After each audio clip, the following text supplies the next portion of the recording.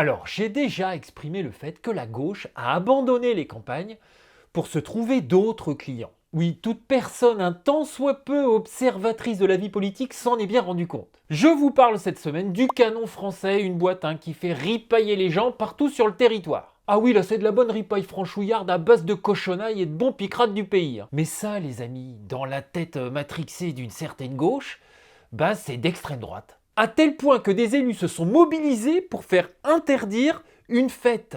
Enfin, cette fête-là, On va décrypter tout ça parce que vous allez voir, il y a des choses à dire. Mais avant ça, on va rester pile dans le sujet parce que je vais vous parler de Venandi. La boîte qui valorise la viande de chasse française et sauvage. Oh bah carrément des suppôts de Satan. C'est l'hiver et il fait froid. Les gens sont engourdis comme quand ils écoutent un discours de Émeric Caron. Alors pourquoi ?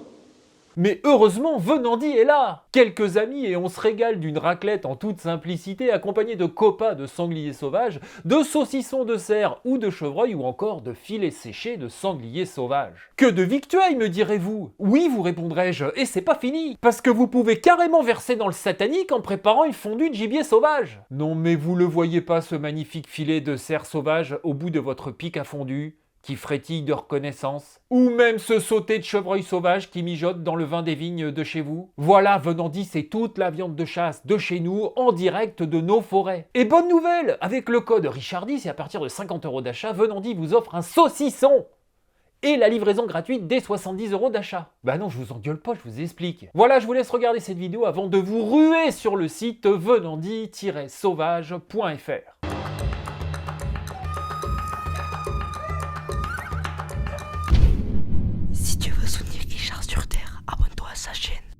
Le Canon français. Une boîte créée par deux potes qui voulaient célébrer nos terroirs en organisant des banquets festifs dans des lieux emblématiques de notre beau pays. Oh bah de la bouffe locale, du bon vin local, ça parle fort et ça se tape dans le dos. Et contre toute attente, ça a cartonné. Ah bah on se demande bien pourquoi, dis donc. Mais ça, c'était sans compter sur notre belle époque. Vous savez, cette époque qui parfois, bon, pas toujours, mais sombre dans la débilité la plus profonde. Oui, voilà, cette époque-là. Une débilité qui s'est manifestée en premier dans notre belle Bretagne, où des élus de gauche ont commencé à y projeter leurs fantasmes. Ah bah, extrême droite, salut nazi et tout le tout team. Ah bah, on fait pas les choses à moitié chez les Bretons. Bref, 12 élus de la gauche bretonne inspirés ont signé une pétition. Et je vous jure, il faut la lire. Je vous la mets en description. Derrière une image apparemment anodine de repas festifs autour des produits du terroir, les banquets du Canon français attirent des membres de l'extrême droite violente de tout le Grand Ouest. Oui, violente on vous dit. Des témoins en attestent comme à Rennes ou à Angers,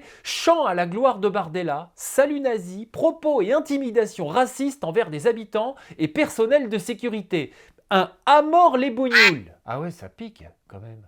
Vous savez ce que c'est la source? Bon, attendez, je fais une parenthèse. Dans la pétition, il liste des faits graves de racisme relayés dans la presse et qui n'ont rien à voir du tout avec le Canon français. C'est juste pour dire que le racisme avance. C'est pour le décor, t'as vu. Mais ces affirmations-là, les chants à la gloire de Bardella, les saluts nazis, tout ça. Bah attends, il y a des sources, il y a un petit astérisque. Le petit Gaulois d'extrême droite. Des témoignages recueillis auprès de commerçants et habitants qui souhaitent rester anonymes par peur des représailles. Des racontards non sourcés ont servi de base à des élus de la République pour faire interdire un événement festif. Ah, mais on me dit dans l'oreillette qu'il y aurait des images que le grand journal Libération a pu se procurer. Les antifêtes ont complètement pété un plomb. À travers le journal Libération et leur journaliste Emmanuel Descours, on parle quand même d'un grand journal, a découpé et recadré une vidéo pour faire croire qu'il y avait eu un salut nazi à un de nos banquets. C'est extrêmement grave. Que certaines images ne plaident pas en leur faveur. Les journalistes présents lors de précédents banquets ont observé des gestes qu'on peut à minima qualifier de tendancieux.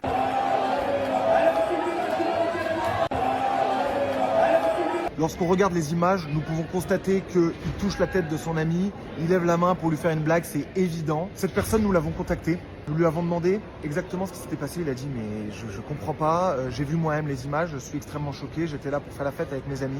Et il se trouve jeté en pâture comme ça par un grand journal, c'est scandaleux. Nous allons faire condamner Libération et le journaliste Emmanuel Descours. Et en plus, ils continuent dans leur délire en mettant l'image d'un monsieur qui a la main sur le cœur et qui lève l'autre main parce qu'il fait la fête.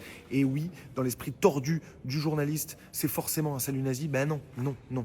Il faisait la fête, donc quand on fait la fête, on lève les mains. Voilà, moi je pense que collectivement, tous ensemble, là, on est en train de devenir complètement con. Après, on m'enlèvera pas de l'idée qu'il y en a quand même compris de l'avance. Tiens, on voilà un autre du même niveau, bande de génies. En revanche, attention, je dis pas qu'il y a jamais de débiles à ces banquets. Dans n'importe quel rassemblement de 1000 personnes, statistiquement, t'as forcément des cons. Ah bah c'est mathématique. La question c'est pas est-ce qu'il pourrait un jour exister un abruti qui fait un salut nazi dans son coin. La question c'est est-ce que c'est organisé?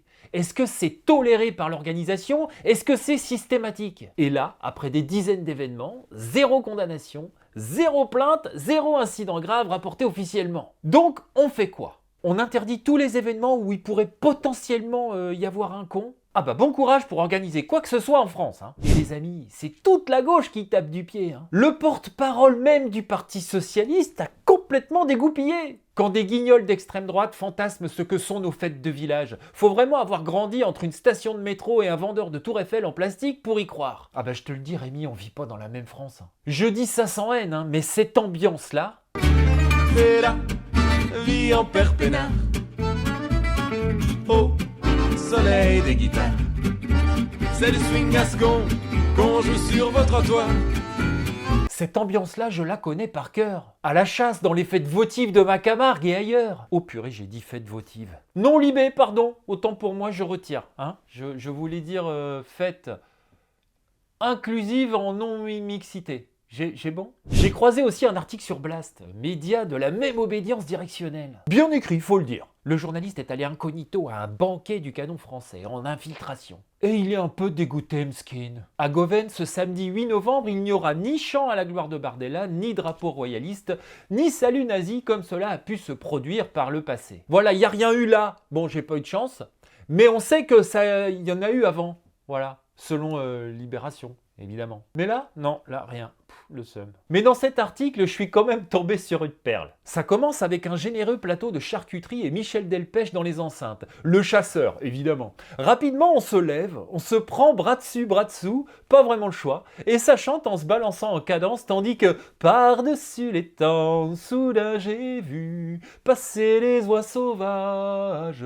Et Rémi, le porte-parole du PS, qui dit qu'il faut avoir grandi à côté d'une tour Eiffel en plastique pour croire ça. C'est littéralement la définition de toutes les fêtes que je fais dans l'année. Faut venir voir la France, hein, Rémi. Hein. C'est pas bien de rester enfermé dans ses croyances comme ça. Bref, vous voyez parfaitement la scène. Hein. Une grande tablée, Michel Delpech, et on s'empoigne par le bras pour se balancer en rythme. Et le journaliste de Blast. Vous n'êtes pas tout à fait prêt, je le sens. La convivialité passe aussi par le contact physique non sollicité. Non mais franchement, il y a quand même de quoi se couper les deux guitares d'entendre des conneries pareilles. Mon gars, on parle d'une tablée où les gens ils chantent Michel Delpech bras dessus, bras dessous. C'est pas une agression, c'est une farandole. Si pour toi la convivialité populaire c'est du harcèlement physique, reste chez toi, tu vas porter plainte toute la soirée. Ou je sais pas, va à des fêtes de chez vous, là, je sais même pas ce que vous faites dedans. Hein? Des débats citoyens en mixité choisie, voilà, bah voilà, fais ça. Nous, on va pas y aller en infiltration, ça nous gonfle. Et ça continue, hein. En Savoie, il y a carrément le maire écologiste d'Annecy qui a écrit à un autre maire, d'une autre commune donc, hein, pour, je cite, l'appeler à la vigilance. Ouais non, fais gaffe, il y a des gens, ils vont venir, ils vont chanter Michel Delpech. Non mais je serais toi, moi je... Non mais tu l'entends le bruit des bottes, hein. Et les patrons du canon français, qui auraient sans doute eu autre chose à foutre, hein, se sont fondus d'une lettre ouverte. Calme, argumenté, qui dit en substance... Bah vous nous prêtez un combat politique alors que vous êtes jamais venu voir vous-même.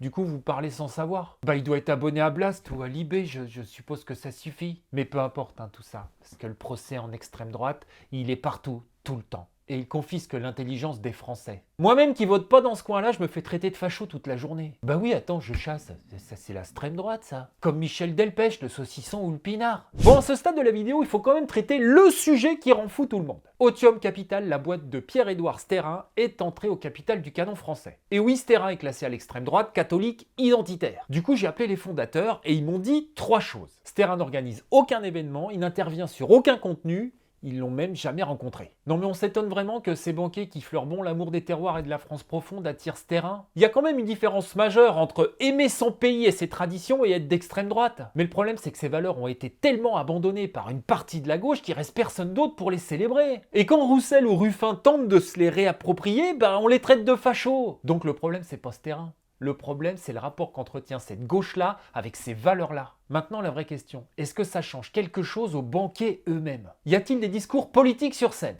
Non. Y a-t-il des symboles d'extrême droite affichés? Non. Y a-t-il des violences, du racisme organisé?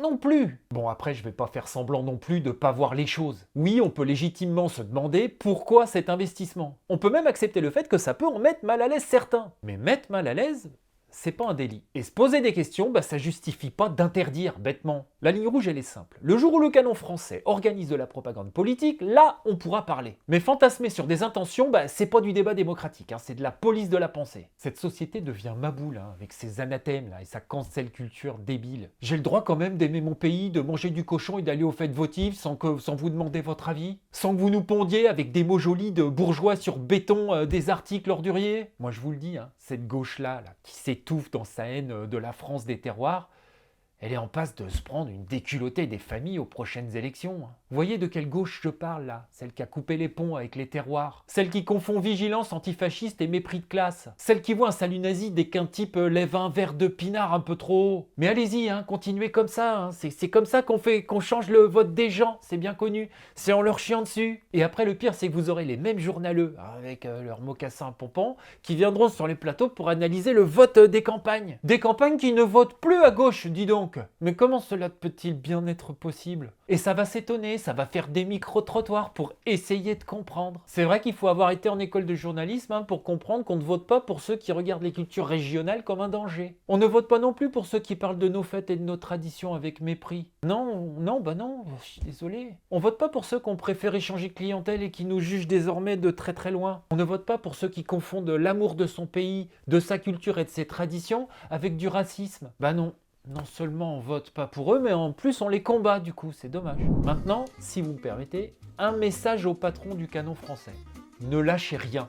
Je vous en supplie, continuez de faire danser les gens et de les rassembler autour de nos belles valeurs du terroir. Moi-même, je vais guetter les prochains, je vais venir faire la fête avec vous. Mais je vous en supplie, soyez vigilants. Pas parce que vos accusateurs ont raison, mais parce que vous avez tout à perdre. Le jour où un connard fera vraiment un salut nazi dans un de vos banquets et que vous le laissez faire, vous aurez tout perdu. Le jour où vous laissez votre événement devenir une tribune politique, vous aurez perdu. Restez ce que vous êtes, une célébration des terroirs et des cultures de nos régions. Sans récupération, sans ambiguïté. Voilà, comme ça vous pourrez royalement emmerder ceux qui vous calomnient. C'est pas en interdisant une fête qu'on combat le fascisme. C'est en laissant les gens vivre dignement, avec leur culture, sans avoir à choisir entre leur identité et la démocratie. Ah Tata Rachel, elle a mis son écharpe, elle est prête à partir, dis donc. Ah non, je sais pas s'il y aura Patrick Sébastien, Tata. Ah là, elle frétille. Oui, il est bel homme le patoche, Tata. Voilà, va m'attendre dans la voiture, j'arrive. Je vous dis à bientôt sur Terre ou ailleurs.